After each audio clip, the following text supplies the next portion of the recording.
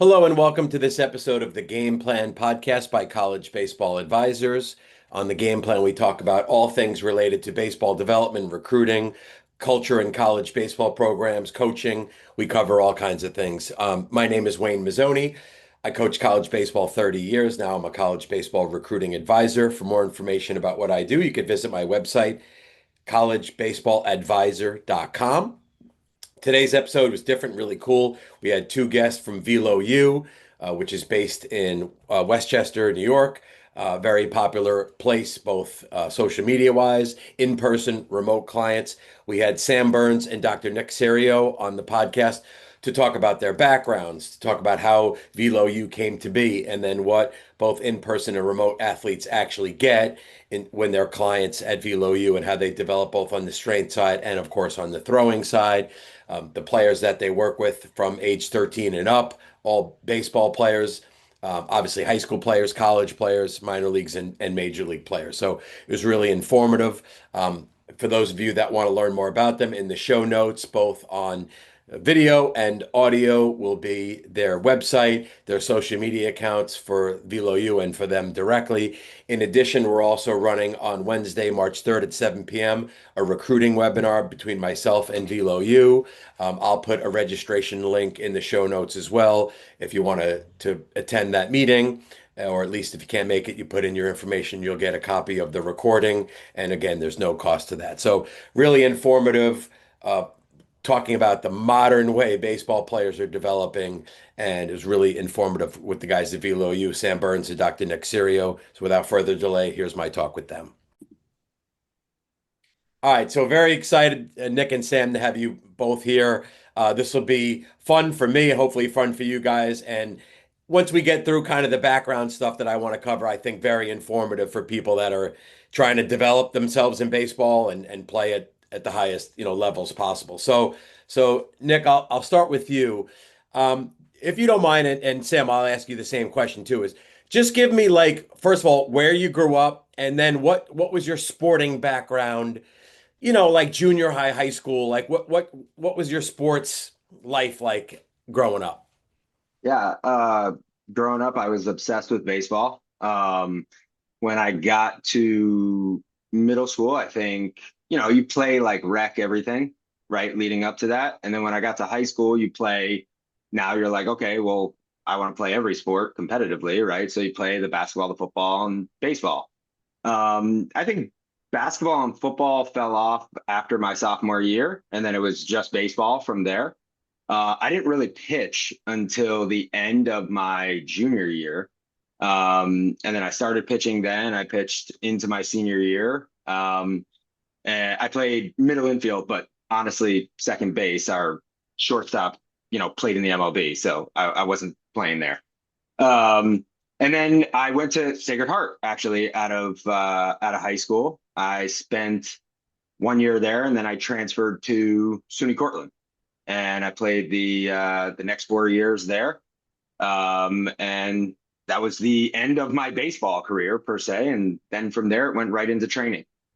All right, two questions there. So what was your hometown? Where were you born and raised? Uh, Bedford Hills, New York, and I went to Fox Lane High School. Oh, you went to, okay, all right, very cool. Yes, Yeah, yeah. my brother-in-law went to Fox Lane. When we end the recording, we'll talk about. I don't know if you guys are in the same line. And then interestingly enough, so you played for Coach Brown at Cortland. I did. Yeah. So my son plays at Christopher Newport in Virginia, Oh, and they cool. just played Cortland down in Greensboro, and I got to hang out with Coach Brown, and he's actually going to come on the podcast. He seems like a salt of the earth, awesome dude, man. Like old school, but tough. He's probably tough too. Yeah. It was the most prepared individual I'd ever seen for a baseball game, Mm. and for the game of baseball. Like, knew what he wanted to do before he wanted to do it, and it was impressive, but it was also tough. The remarks of like, oh, you can go play Division 3, and at my time, right? You can go play Division 3, and it's not that serious. It's not. I showed up there, and he owned me. I felt like any free moment I had, we were doing something, and but I'd be lying if I said I didn't love that too. Yeah. You're just becoming engrossed with the game and constantly trying to perfect yourself, get better. Yeah, but it was a great experience. And I think Cortland is kind of known, while it's a Division III, between the players they get and the facilities, it leans a lot more towards a D1 for all the sports, right? Yeah. Like, I mean, football just won a national championship not too long ago, so like place is pretty legit. But all right, Sam, how about you? What was your, where are you born and raised, and then also what was your sports background? Yeah, I was born and raised in Mount Kisco, New York. And actually, funny enough, when I was in eighth grade playing freshman baseball, Nick was my freshman baseball coach. Okay. So that's kind of where we met. We both went to the same high school, obviously years apart. He's way older than me, but that's where I first met him. And then my journey from there, I was a three-sport athlete: basketball, football, and actually ended up blowing my knee out playing basketball. Wow. And from there, especially throughout high school, I really struggled to stay healthy. I was always healthy during baseball season, healthy as in able to play, Right. but kind of battled injuries nonstop. And I actually wasn't able to kind of combat that until I got to college. And when I got to college is actually when I started working with Nick on his team here at Athletes Warehouse, which was, the brand where they were just training all athletes. And I started training with Nick, a guy named Matt June, and a few others, and that's where I started to really become healthy and be able to compete at a higher level. And I played in college at a place called Lemoyne, in upstate New York. Really fun place to play baseball, but had a great 4 years there. Loved it. Cut a little short by COVID. Junior and senior year was the COVID time period, so cut a little short for sure. But enjoyed my time there. And then after college, I went to St. John's University. I was the strength and conditioning coach there for a little bit, and I was part-time here. Also, kind of interned here in college as well, and then became full-time shortly after that, and haven't really looked back. So been around Nick for way too many years in my life, but all good things to say there. So let's back to you for a second then, Sam. So from two things. What is your educational background in terms of actual degrees? And then number two, what's your role what's your title/role at Velo U? Yeah. So my background actually has nothing to do with what I kind of do today. So I got an undergraduate in communications. I went to college to play baseball. Didn't realize I should have majored in probably something else until I graduated. Happens a And then lot. when I went to St. John's, I was in grad school there, and I had my master's in business and administration with a focus in management. So, this field, not really a background. This is more a hobby of mine, and where I spent most of my time actually learning and focusing on education there. But yeah, that's kind of, I guess, my background there, and then my role with the company. My technical title is the Director of Athlete Success.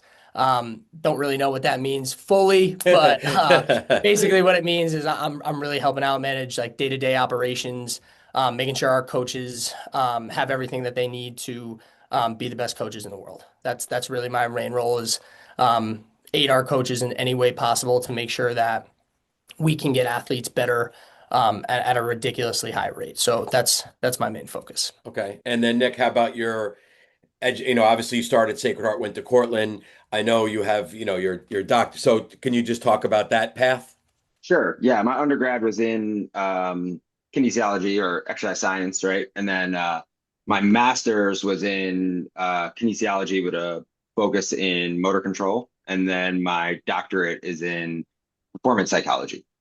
Each one of those was basically trying to solve a problem that I was at a different point in my professional career, I would say. So like initially I needed to understand how to train athletes, and I got my undergrad in that. And then you learn, anybody that's gone through the college process, you realize you learn a lot more in the field, and there's no way for college to really prepare you for that, but Right. they give you the base understanding, right? So you can communicate. Um, and then my master's was simply because I didn't know how to get my athletes. I could get them a lot stronger, faster, bigger, but I couldn't teach them how to apply it to their sport. So I wanted to get a better understanding there. And then ultimately my doctorate was because I just didn't understand why I could have an athlete in my building look unbelievable and he would go out in the field and not be able to execute any of that. So it was really just to try and figure out different ways to help the individuals I was working with. Okay, to kind of follow that up, obviously now, you guys are at Velo U. I visited the place recently. It's pretty unbelievable, but obviously it didn't start like that. You guys built something. So can you just take me through the timeline of how it got to be where it is now? Sure. Yeah. So, I mean, Athletes Warehouse, we opened in 2014, a partner and I, and her and I built the foundation basically that we could launch Velo U off of. In 2020, like the rest of New York, our gym got closed. Sam was an athlete then. We were fortunate enough to have an outdoor parking lot, which we moved everything outside, and it became really tough with the restrictions for people to argue with us. And if Right. people were going to keep coming, then we were going to be able to stay open. And so we were able to be a modified level of open, and we had a baseball and softball population. We realized they were the only athletes still training because they were the only sports marked as low impact or low risk. Hmm. So we launched Velo U out of that. Another athlete who I think was still active, but then the COVID year shut him down or something, and he didn't want to go back. He was done. Grabbed a camera and started filming the whole thing, and then the social media presence launched, and he's still with us today. He runs all of our media. So yeah, it was sort of birthed out of that, and it was this whole new precipice that I was going to have to take on because in the time before, we had just really focused on the strength and conditioning and the performance from that perspective. Now we were going to be teaching the skill side of it as well, specifically to pitchers. Fast forward a little bit, one of our other former athletes becomes our catching division, which is Jason Agresti, opens Backstop U with us. And so now we're pitchers and catchers, and we're training the skill side for both of that and the performance end of it. And then really the explosion for us was like very key hires. Like it always is. Whenever you're looking at a great company, it's always about the team, right? So the people that we were able to attract and convince to please work with us, and they ended up coming in, working with us. They have been what has exploded and will continue to be, what has exploded. And then I think Sam was a little, he was undercutting himself there. So Sam runs the entire business. They have now kicked me out of day to day, which has probably been the next best explosion that we'll experience. But it is that was sort of the path of how we got to there. But I think ultimately at the end of the day, it's always been how can we solve the next most important problem for the athlete in front of us? And the athlete in front of us now happens to be high level pitchers and high level catchers.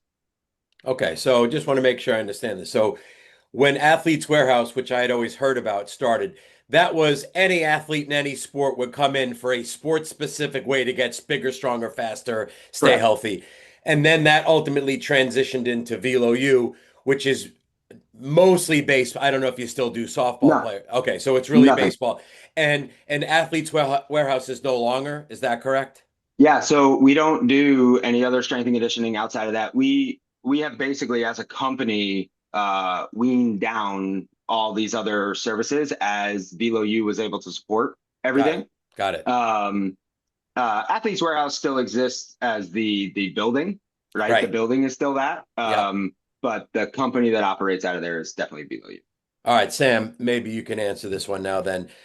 It'll be kind of a two-part question. Number one is, what does Velo U specifically offer the athletes? And Nick touched on it a little bit, but an athlete that comes there is doing what? That's number one. Number two is, who is the population? I know when I came in, and saw you guys, in I think it was late January, early February, prior to spring training. It was mid to late morning. The place was filled with major leaguers, minor leaguers getting ready. So again, you guys have a good reputation, but there's definitely people watching this that don't know what you're about. So kind of give people an overview of the company. Yeah. So in terms of, what the athlete gets and what they're coming into, all of our athletes start with an initial evaluation.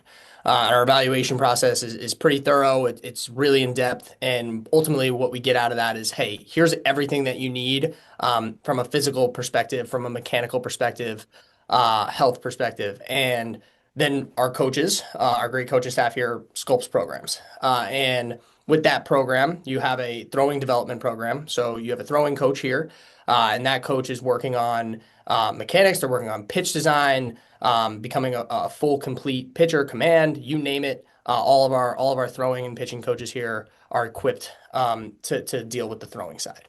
And then we have strength and conditioning. So we have strength and conditioning programs. Every athlete here also has a strength and conditioning coach. So you'll get a full strength conditioning along with arm care. Arm care is obviously a pretty big part of what we do in keeping people healthy. Actually, what people don't know is 40% of our athletes actually come to us injured, or they come to us hurt. Right. So that's been a huge part of our program. Testing, as well as obviously, getting the shoulder and the elbow stronger and healthy. And then lastly, like mobility, any sort of movement inefficiency that an athlete might have, we try to open that up, especially if it's something that correlates with injury. Again, I know the company's name is Velo U, but a bigger part of what we do is injury prevention as well. So that's kind of what the athlete gets. Every athlete has two coaches assigned to them, and then they get throwing, lifting, arm care, mobility based on number one, what they need, and then number two, their schedule. So obviously when the spring and the summer roll around, they have games. They communicate with their coaches. Hey, I got a game Wednesday, Friday, Saturday. I'm going to be pitching on Saturday, or I'm going to be out of the bullpen. And then everything gets mapped out based on that. So that's kind of an overview of what the athlete gets.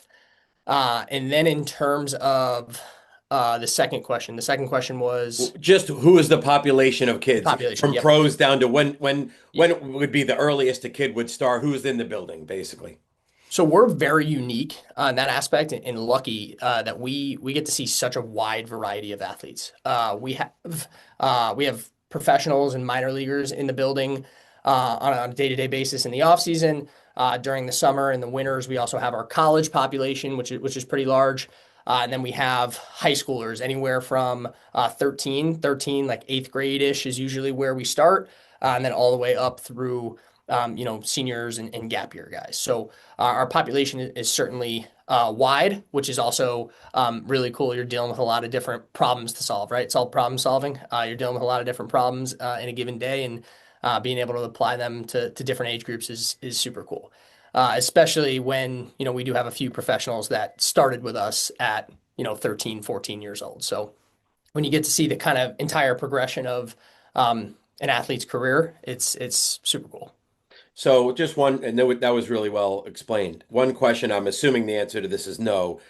None of the coaches there are equally capable or handle both strength and the pitching side. Like, are they separate, and then your job or their job is to communicate on what this athlete needs from both sides of that development?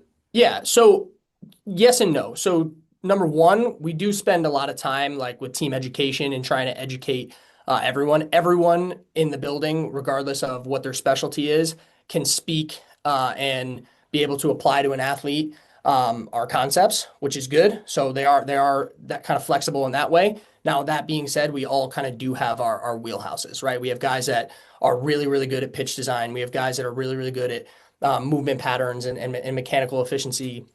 And then we have, strength and conditioning coaches that are, really, really good at the performance aspect of it. So we all are educated and do have a wide variety to be able to apply all of it to an athlete. But that being said, we do lean on each other a lot. We all kind of do have, our wheelhouses and specialties. So Nick, I'll throw this one to you, and I don't know if you want to answer this or Sam does. How about the remote side of it? I know that you guys as you probably kind of mentioned, Sam, some of the kids are there in person, but then they're in season and they're following something remotely. But I'm sure you guys also have athletes, many that are nowhere in the area and probably don't come into the facility. So, Nick, how does that aspect work, the remote piece? Yeah, so actually Sam has lifted our remote business quite a bit and has really built a lot of the foundation underneath how we believe our greatest asset in the remote is our ability to communicate with the athlete. We don't allow a single communication pattern to go more than 24 hours with an athlete. And in most situations, it's less than that. We also have a proprietary app that we use in-house that has a communication system built into it that operates just like texting. So the athlete can video record themselves doing a specific drill, and the coach can leave notes saying like, hey, I want specifically these few videos of these specific drills because this is, a lot of what we're working on right now is trying to solve this one particular problem, and we feel this drill will do so. So I would say that, like, for us, the biggest delineating factor is absolutely communication. And I think a lot of people get into remote training without realizing that's probably the most important thing. They get into remote training, I think, a lot of times because they want guidance, right? And their assumption is guidance can be solved by just somebody writing me a program. Yes, it could, if you can exactly speak their language, be inside their mind, understand exactly how you're supposed to navigate that program. So I think wholeheartedly the biggest separating factor for us from a remote perspective is our ability to communicate. Yeah. And then jump in. I was gonna say, if I can jump in there, look, coaches, there's a lot of really good coaches in the world, and especially in our building, we're blessed with a great coaching staff. Everyone on our staff can write a great program. And if you do a program, are you going to get better? Probably. You probably will get better.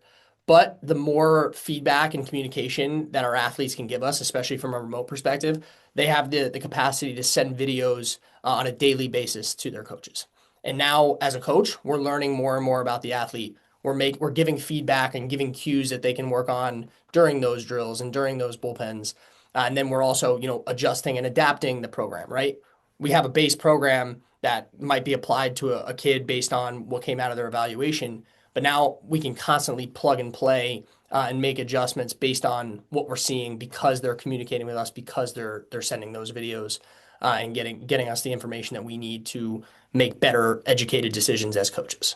Yeah, if they're in a remote program and they're not putting much into it or sharing, like how much can they get better, right? And I like what you guys are saying. You're saying that if A, there's the tech side to be able to do it, and B, the more they provide, the more your coaches can guide them and help them get better. So that totally makes sense.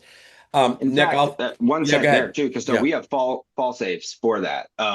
So I'm a parent, right? There's a lot of things that I invest in for my son where I may not be that closely connected to what I'm investing in, right? So if we have an athlete that's not responding to us, one of our coordinators will reach out within the first month and be to the parents and be like, hey, listen, we're not getting the feedback we need to get your athlete to have the best experience possible. And we go through that process quite a bit with them. And in some instances have had to have an athlete terminate because they're just going to have a terrible experience if they're not getting the feedback and we're not, that is needed for them to do well. And every time we're hiring a new client, because that's literally what's going on, they're representing our brand. We need them out there representing that really well and speaking very highly about us and playing very well. Right. So for us, it has to be a really good marriage on both ends in order for the athlete to get the most out of it. Yeah, that makes sense. This is something I'm a pitching guy, and I've certainly understand the role of strength and conditioning coaches. I mean, I coached 30 years in college, and most, college baseball is certainly grown where now there's this director of pitching performance, and these staffs are growing and growing. But I would always say, out of the 5 coaches, one of them being the strength coach, I always felt like the strength coach was probably the most important dude on staff. Like he was the one keeping them healthy, really make a great team camaraderie when college programs are lifting together. It can make it fun, etc. but I've had this argument with, not argument, but a debate, fun debate, with a lot of strength coaches where like there's certain times I'd see a pitcher doing something and I'm like, I don't understand what, this guy can't, post up or he can't do, and the strength coach would be like, well, he's got hamstring tightness or he's got glute, like, you idiot. You can tell him all day to do it, but his body is not capable of it. So it seems like what you guys have there is a way to looking at both sides. Like maybe it is just a mechanical thing, or maybe it is his body is not strong enough or mobile enough. So just a follow-up question with that, and I think I asked you this when I was there in person, but and either one can answer. When someone comes in for a session, a player comes, he's a high school junior, comes in for a session later today. He's doing both a lift and throwing most often. He's Yes. hit the order he does that is prescribed or up to him. Yeah, it's prescribed. So Prescribed. they all start with most kids have patterning, which is essentially the best way I can explain patterning in simplest terms. Is you're working on your mechanics without actually throwing. Water ball, water bag, core velocity belt, stuff like that, medicine balls. So they start with patterning, then they go to throwing, and then they go into their strength and conditioning and arm care. So that's kind of like the flow of the building, and where that's really important too. And like what you're saying, the communication within our coaching staff is extremely good. We're able to say, hey, like this kid can't lead leg block. Hey, I'm going to go to my strength and conditioning partner, right? Our coaches are partnered and paired up, and it's, hey, we're not going to be able to do this until strength improves. Now, the bad part about that is that might take some time, but there's always constant communication going on between, our throwing side of our throwing coaches and our strength and conditioning coaches. The other thing that must be cool about the facility is not only the coaching that's being provided in the structure, but the environment. Like when kids are around other kids that they've seen develop, older kids, or maybe sometimes it's a guy, a minor league or a major league in the building. Like it must, because yeah, obviously you could do the program in your own house if you want it, but like being around that environment has to be a big piece of why it's so popular. Yeah, I think so. We made a change last year to allow our remote athletes to come in 6 days a week, 6 days a month. And the primary purpose behind that was if they lived close enough, then have the opportunity to come in and experience the culture, experience what's going on and how that feels. And for us, it's made a huge impact on a lot of those kids. And it's given a coach, video is great. All those things are awesome. Remote training's hard. Anybody that tells you it's not, they're lying to you ahead of time. It is really, really hard. It is a lot of onus on the athlete. And when you're training high school athletes remotely, that's an even harder scenario because you're just dealing with maturity issues and time constraints and so on and so forth. So getting an athlete in the building is unbelievable. We try to make most evaluations if they're within a 3-hour radius to come in. Right.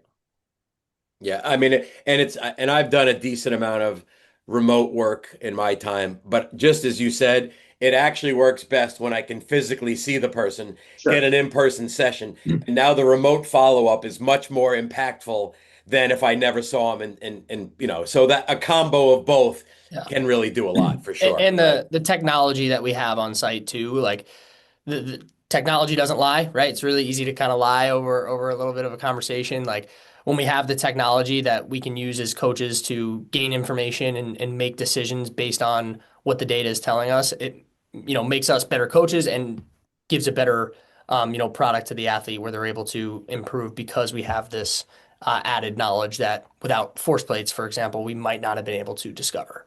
Can you actually follow up on that? Like what in the building, what from because obviously you have the coaching, which is you have a lot of the gear that you need, but you have the coaches. What do you guys use? Are pens on TrackMan? You mentioned the force plates. Like, what do you guys use on a regular basis, either from strength or the pitching side? Yeah, so I'll kind of take you through, I guess, like a brief crash course on like what our evaluation actually entails, and that'll kind of explain all the technology that we're constantly retesting on. So we start with just a movement screen, right? That's just get an idea of where the athlete's maybe biases are on any movement patterns that might lead to a risk of injury. Then we test them on force plates. So we have the force plates that gives us a great indication of force production, power production, and also serves as a scale, right? Weight, mass matters. It serves as a scale. We can track body weight there. We have lasers that we can operate any sort of 5-10-5, 10-yard sprint on. And then we test them on an arm care device. And the arm care device will give us a phenomenal story on what's going on at the shoulder, how strong they are around the shoulder, around the elbow. And then the big thing is retesting, right? We have these data points. All of our athletes here on site retest arm care almost every single day. And so we're getting this constant feedback of where the strength is at, and how they're recovering from throwing sessions, from lifting sessions, because again, we're getting that real-time feedback on a day-to-day basis. And then lastly, they go through a few rotational tests where we use, obviously, like we have a ton of pocket radars and stalkers on site. And then they throw a bullpen on TrackMan. And soon, I believe in the next few months, we're going to have motion capture and force plate mounds on site. So that's obviously something we're really excited about. Again, gives us more information to make educated decisions on how we can improve an athlete. So Yeah, and that's, it's funny. I don't know if you guys happen to see this, but I think they announced it officially yesterday. Duke is opening up they broke ground on a training facility for baseball that is going to have like it says, featuring the traject and eye pitch and all this stuff. And it's like you realize at that level, I mean, in essence, you guys are providing the level that the high, that Power Four programs are slash professional teams are in the New York area. I mean, it's pretty incredible. Obviously, Nick, the guys that come, number one, they're coming to be as good as they can, right? Some of them are trying to, get a new contract in the big leagues. Some trying to stay in the big leagues. Some trying to make the big leagues. Some are trying to move up their college level or get drafted out of college. And high school guys are trying to play, and right? Everyone's has it down the road what they're trying to do there. I know that you and I and Sam had talked about that you guys have an in-house, and if there's anything that you don't want to discuss because you don't want anyone to steal it, feel free. I'm not here to get secrets, but that you have a way to your own in-house algorithm that can measure based on this kid's mostly strength, but it could be throwing as well, where he potentially projects in terms of a recruiting piece. Is that accurate? Yeah, so I'll take it a step further. You mentioned before you have a guy who can't post up, and your strength coach is telling you, yeah, this is not going to happen because of X, Y, and Z. So I got really tired of being able to help 85% of the kids that walk in the door.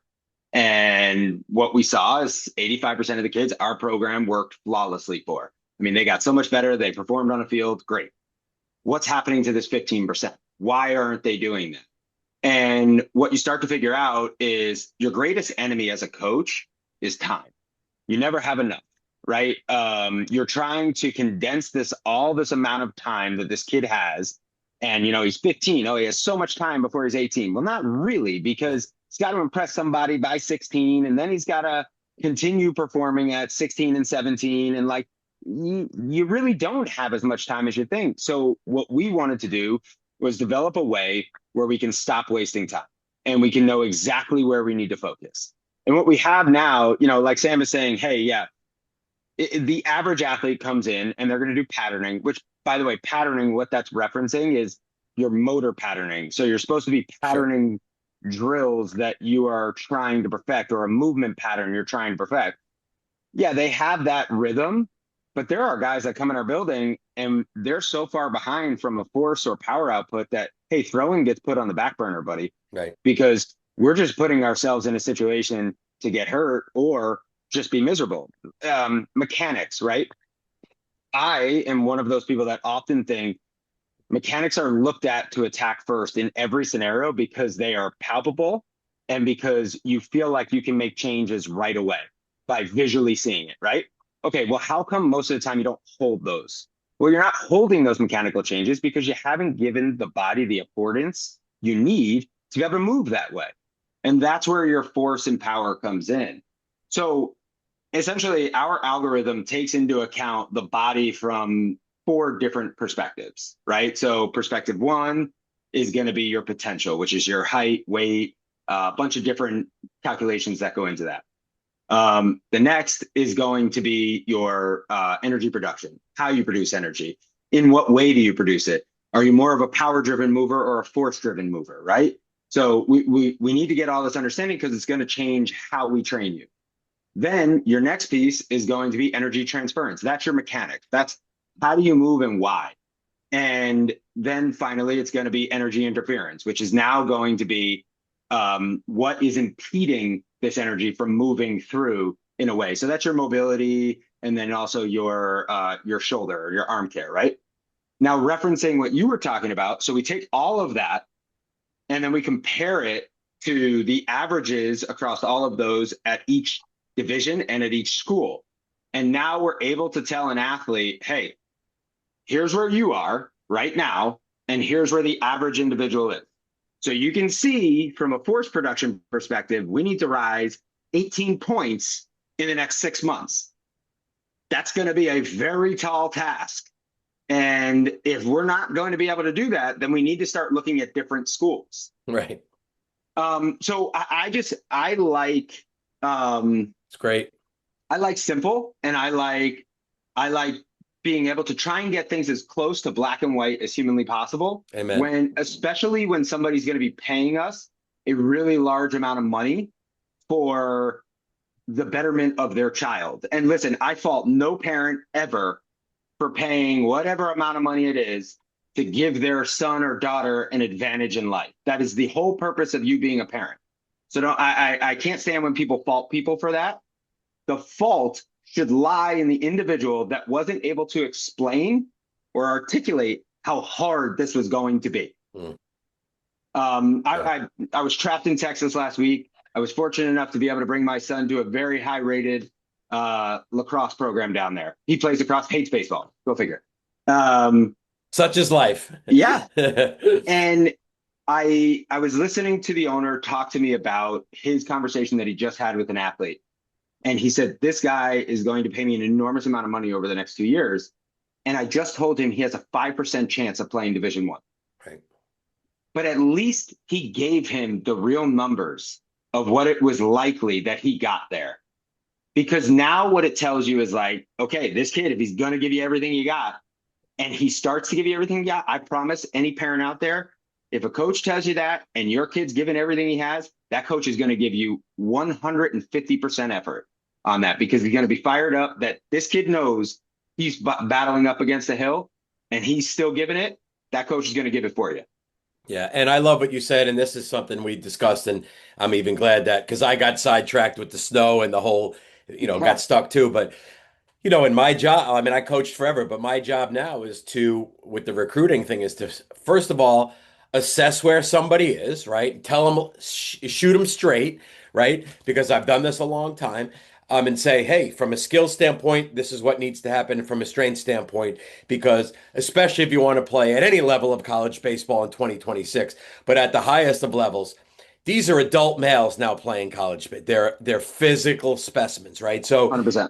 So some guys lack the strength, some guys lack the skill, but you certainly need both. What I like about what you're talking about with this recruiting pieces, here is now a measurable. Here is a measurable that says, and you could be a little below it. Maybe you have a most unbelievable hand-eye coordination or something, and you could still play at that level. But well, you're going to be higher in a different level. Right. Yeah. Exactly. But it is something nice that someone could A, see, and then B, work towards, right? I mean, I think the kind of, because one thing we can't measure is we can't measure heart, right? And if some kids, when you say, dude, you're 18 points away, you're not going to get there. Oh yeah, I'll get there, right? And that's awesome. The kid. That's why we're in what we do, right? 100%. Yeah, from that standpoint. Yeah. And I think if I can chime in, I think like what we tried to get to as a company is removing our opinions. We could sit there in an evaluation and say, hey, you got to work on X, Y, Z. You're below average here. And like, screw Sam, like screw his opinion, right? There's no opinion on anyone. And this is a huge credit to our data team. Our data team here is incredible.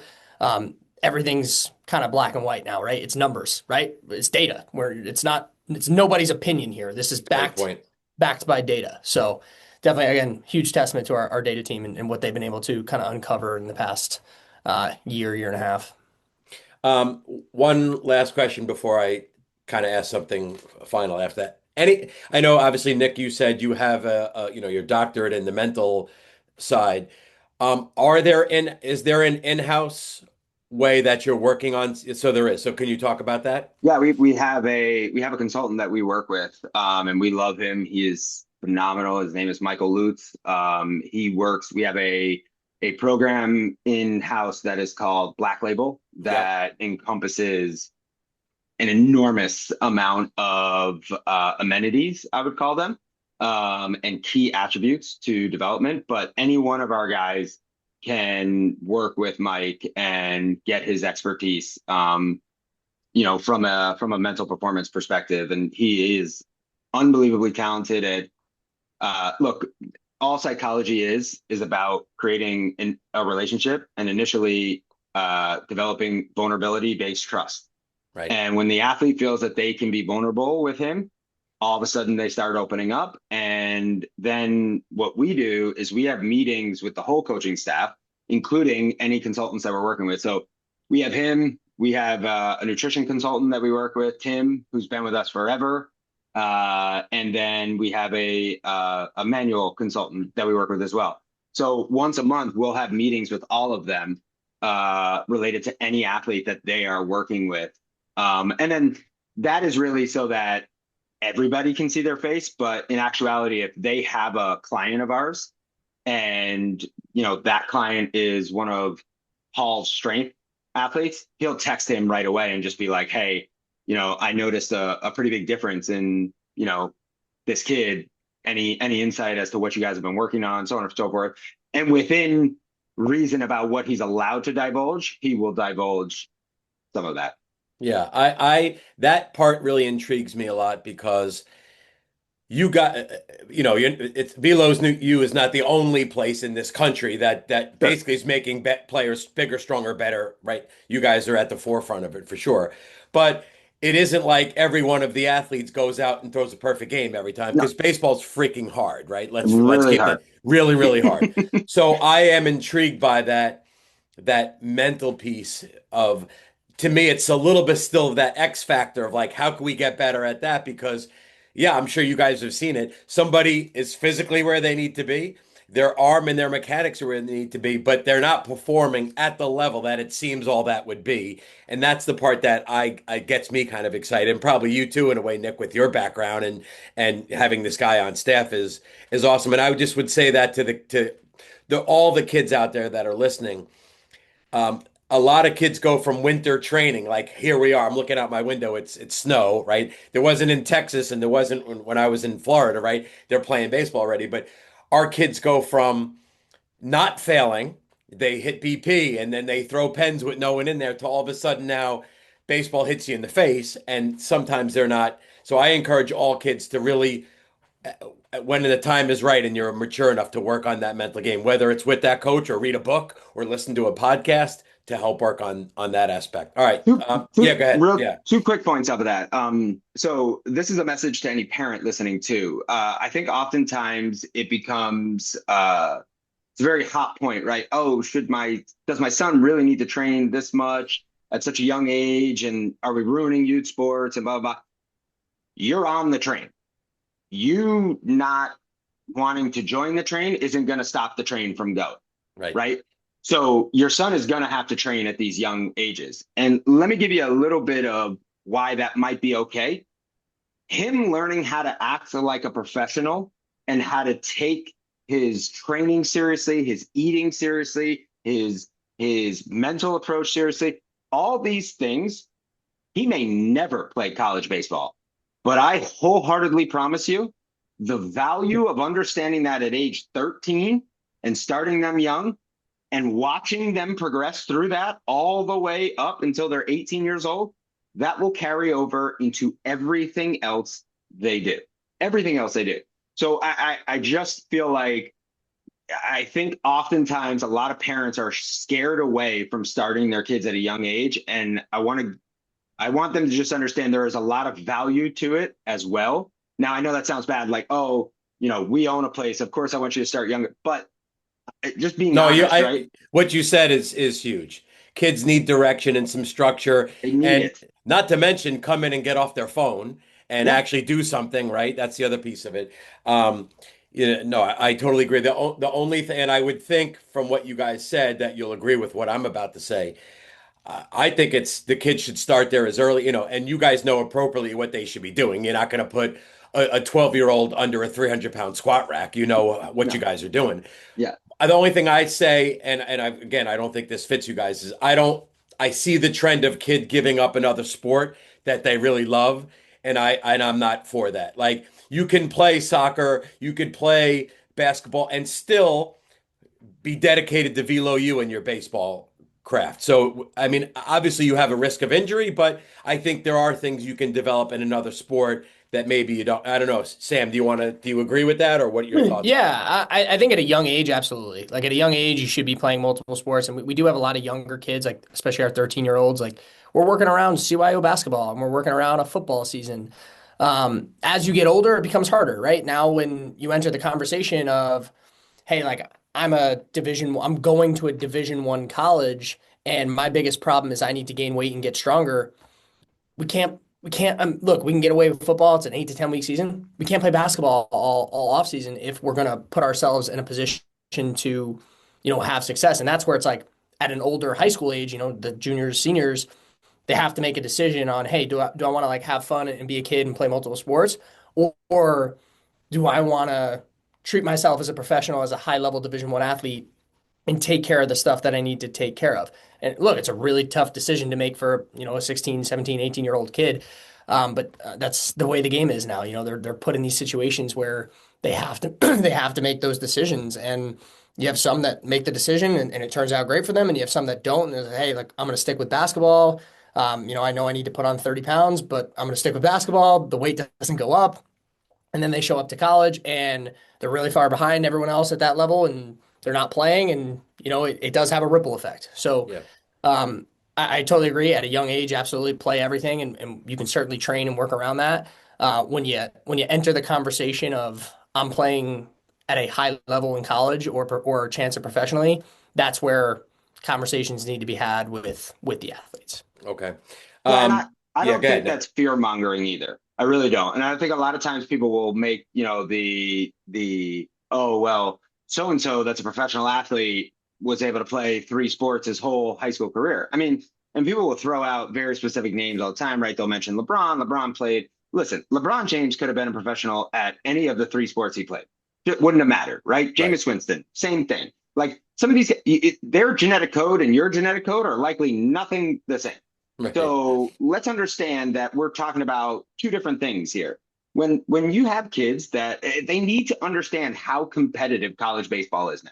It is not college baseball from 5 years ago. It certainly isn't from 10 and then 20 when I was there. Right. So it's like you're talking about a different life form of a sport at this age. It's a lower level of professional baseball. Yeah. No, it's true. You're right. I mean, I hear from D3 coaches all the time, like they said, 10 years ago, no one was throwing 90. Now every weekend you see 90 plus all the time. Yeah. One little just promo is that we have next Wednesday, we're leading a webinar, and we'll figure out which one of you or both of you guys are joining or whatnot. But so I'll put that in the show notes and put that so people can register, no cost, that we're doing combined. Last thing then, you might have no answer to this, or you both might.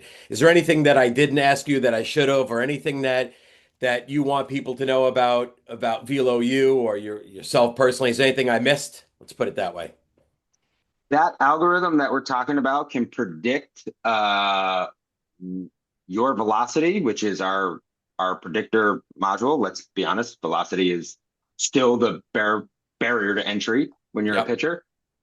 We can predict your velocity with a 0.916 correlation, or said easier, 92% accuracy.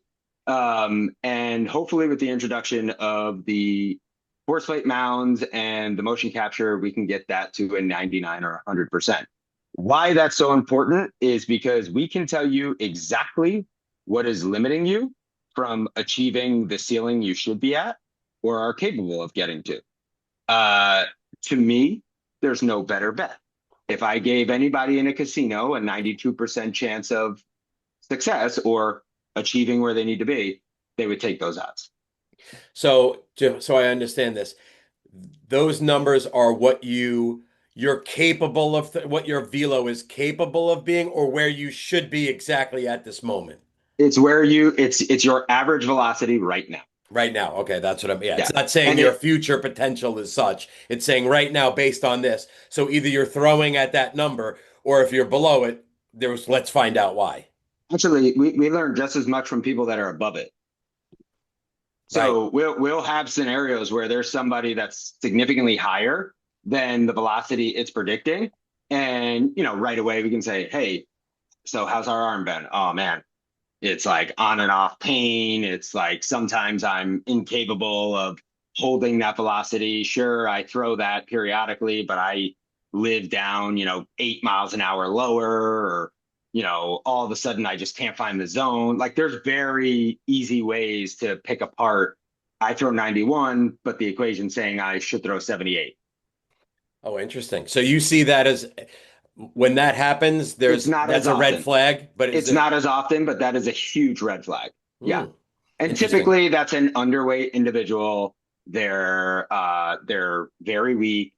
They're probably a power-driven athlete that just has, is able to express this velocity periodically. They're going to look like a great showcase athlete. And then a coach is going to watch them in a game and be like, yeah, he was 91 at the PBR thing, but then I got in the game and I'm evaling and he's down to 84 mid-game. Right. Oh, interesting. Yeah. Yeah. And that's going to be that. And I think, and I think to add to like why the formula is so important too is in back to Nick's point of time, right? We only have so much time with an athlete, and this points to an exact direction of like if we only have an hour in that given day, where does the hour need to be spent? That's where that comes into play from a player development standpoint. Yeah. It also answers the question, that we see all over baseball now. There was sort of this narrative like, oh, maybe strength training isn't that good, or maybe we're overdoing it in the weight room, or this and that, right? When you look at some of these guys that are like, oh, I don't train, I don't do this. I promise everyone that if they jump on force plates, because we have those guys in our building, that God came down and touched them a little bit differently. And when they jump on those force plates, they are through the roof in every category. Right. And they are already possessing the power output they need. That is why they don't have to train that hard to do that. I'm sorry, we're not all built the exact same way, but it is just a fact. Yeah. The guy that I know that would fit that, I don't know if you guys know him personally, probably not, but is Jacob deGrom. Jacob deGrom is known to not be a gym animal, but can, pump 99 pretty. I mean, obviously add Tommy John, but yeah, right. How many LeBrons and Jacob deGroms are there? There's not many, Certainly I didn't get those genes, but all right, guys, this was awesome. First of all, thank you for taking the time to join me. I found this really, educational, informative. I think people will too. So thanks so much, guys. Appreciate it. Yeah. Thank you for having us. Awesome. Yeah, likewise.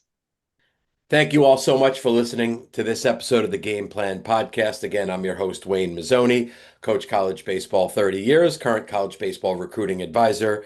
For more information about what I do, you can just visit my website, collegebaseballadvisor.com. I hope you enjoyed today's podcast with Sam Byrns and Dr. Nick Serio from Velo U, Velocity University, or Velo University. Really informative, talking about the modern way that players are developing. Obviously, pro teams and high-level Power 4 programs have some in-house development. This is similar to that for any, basically young or player or amateur player at any level, even pros. When I was visiting, there were plenty of pros in the building, and they have a really awesome facility, and again, do in-person and remote programming. So again, thank you so much for listening to this episode, and look forward to seeing you on future episodes. And again, a reminder, March 3rd, Wednesday, 7 p.m. is our recruiting webinar combined between myself and Velo U. And if you go to the show notes, you'll be able to register for that event with no cost. Thank you so much, and see you down the road.